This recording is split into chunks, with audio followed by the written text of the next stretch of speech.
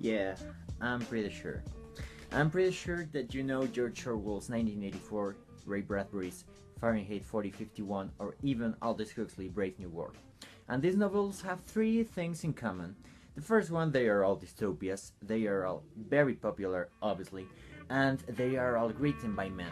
And this point is essential when we talk about The Handmaid's Tale, a novel by Margaret Atwood, which we will continue discussing in this video, the second of this series of 4.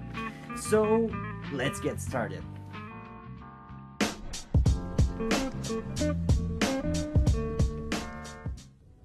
Hello there, I am Brandon Quijada and I want to welcome you again to this second part of that introduction of videos. In the previous one we were told the general aspects of the novel, what is the Republic of Gilead, who are the handmaids, and who is Offred.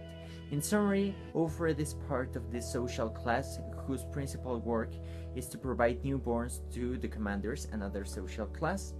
And today we will know what happened to the United States, presumably to Harvard, and well, overall to the whole country, to become this new conservatory extremist society.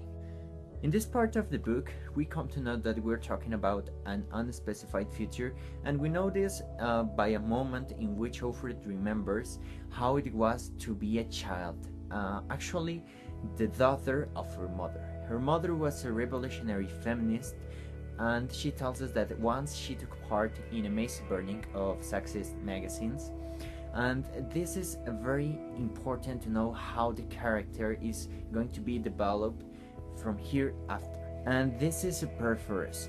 This narrative technique that Offred is using by this point of the novel helps us to feel that it is developed in mainly three senses. In the past, how the things were; in the present, maybe how the things are going for her relatives, for her friends, and how the things might be in the future.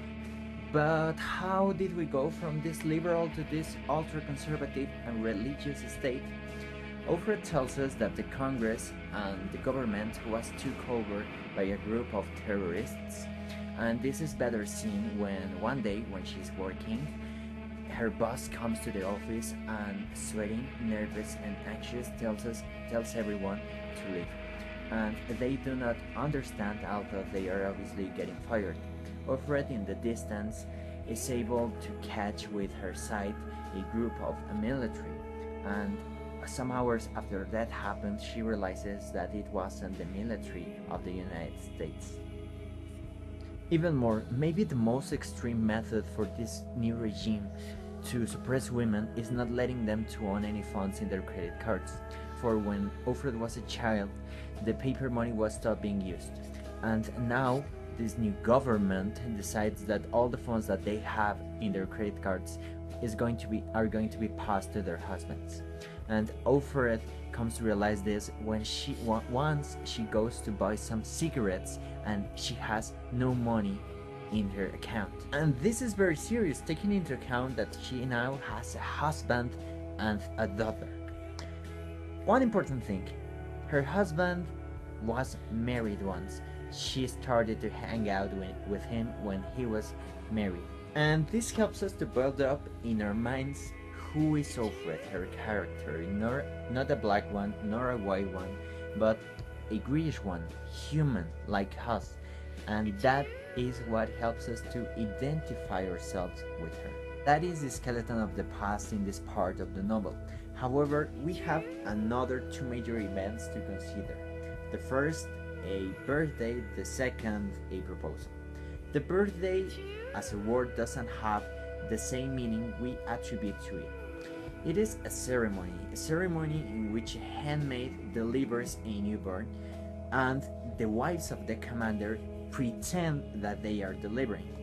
Offred is took by a birth mobile to this house, and there she receives news by a Martha that there is a resistance, and she asks for her friend Moira, and there is no answer back. But now Offred does have a taste of actual hope, and the proposal is different. We have to consider that no one is really happy in this society. No one is happier than the others, and the commanders are not the exception. Fred proposes Offred through Nick to come with him in the night, and she can't deny the proposal, and she thinks with reason that maybe he's going to abuse her or doing something terrible. So she accepts and she goes, and it turns out that he just wanted to play Scrabble with her. And it's very curious how the things have turned tables, and the things that before were trivial or normal are now exceptional. The commander can have that sort of fun with his actual wife. From my point of view, that is the best example of how far the new United States have gone with their policies. How playing Scrabble is forbidden, but acts such as procreating are seen as something compulsory and not human anymore.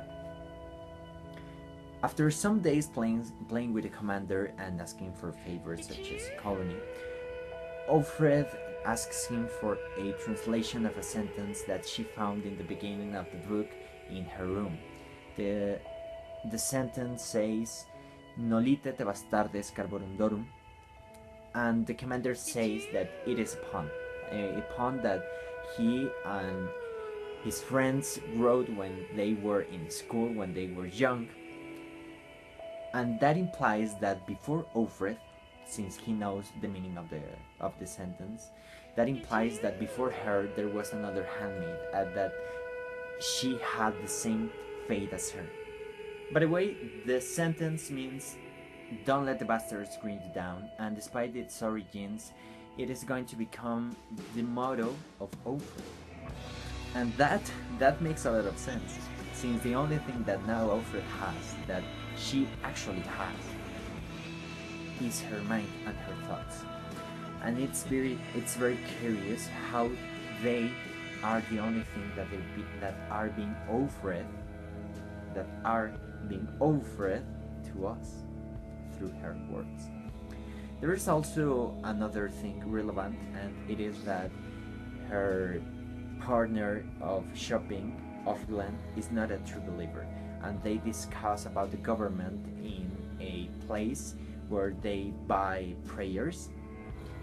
And that's also funny how even the religion is being commercialized. And I just want to finish reflecting a little on Alfred's name, how the meaning is given by the literary way and or personal way.